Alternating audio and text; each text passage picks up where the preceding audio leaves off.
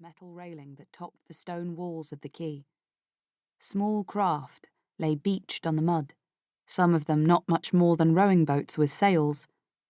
Ropes thrummed, and flimsy metal masts rattled in the light breeze and flashed in the sun. Across the narrow estuary, the white houses seemed to be piled haphazardly beside and on top of one another.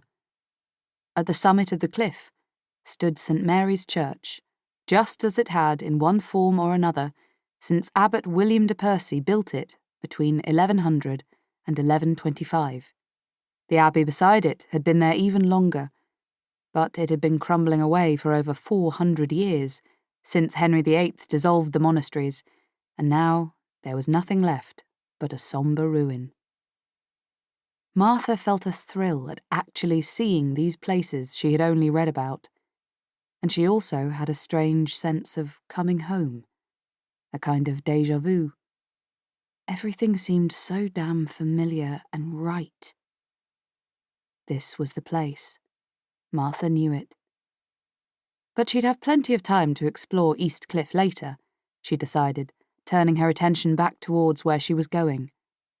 The pubs, seafood stalls, and souvenir shops on her left gave way to amusement arcades and a Dracula museum, for it was here, in Whitby, where the celebrated Count was said to have landed. The road veered away from the harbour wall around a series of open sheds by the quayside, where the fish were auctioned before being shipped to processing plants. Obviously, the catch hadn't come in yet, as nothing was going on there at the moment. Martha knew she would have to come down here again and again and watch the men as they unloaded their fish into iced boxes and sold them. But like everything else, it could wait. Now she had made up her mind. She felt she had plenty of time.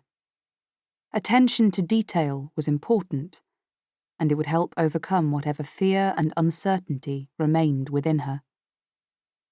She stopped at a stall and bought a packet of shrimps, which she ate as she carried on walking. They sold whelks, winkles, and cockles too, but Martha never touched them. It was because of her mother, she realised. Every time the family had visited the seaside, usually Weston-super-Mare or Burnham-on-Sea, and Martha had wanted to try them, her mother had told her it was vulgar to eat such things. It was, too, she had always believed. What could be more vulgar than sticking a pin in the moist opening of a tiny conch-like shell and pulling out a creature as soft and slimy as snot? It wouldn't bother her now, though. She had changed. Her mother didn't know it, but she had. Now she could probably even rip apart a lobster and suck out the meat. But her mother's words still stuck in her mind. The more she thought about it, the more she realised that it was not so much the act itself that her mother thought vulgar, but its class associations. Only the lower classes went around at seaside resorts sticking pins in whelks and winkles. A bingo caller from one of the arcades interrupted her stream of thought. "All the fives, 55. Legs 11, number 11. The amplified voice echoed through the empty auction sheds. Martha passed the bandstand and took Khyber Pass up to Westcliff. At the top, she walked under the enormous whale's jawbone, set up like an archway into another world. It was a hot day, and by the time she had climbed the steep hill, she was sweating. She ran her hand along the smooth, warm, weather-darkened bone and shuddered. If this was just the jaw, how gigantic the creature must have been. A true leviathan. And as she passed under its shadow, she fancied she was like Jonah being vomited forth from its mouth. Or was she going the other way, entering the whale's belly? She could picture the old Sunday school illustrations of the Bible story.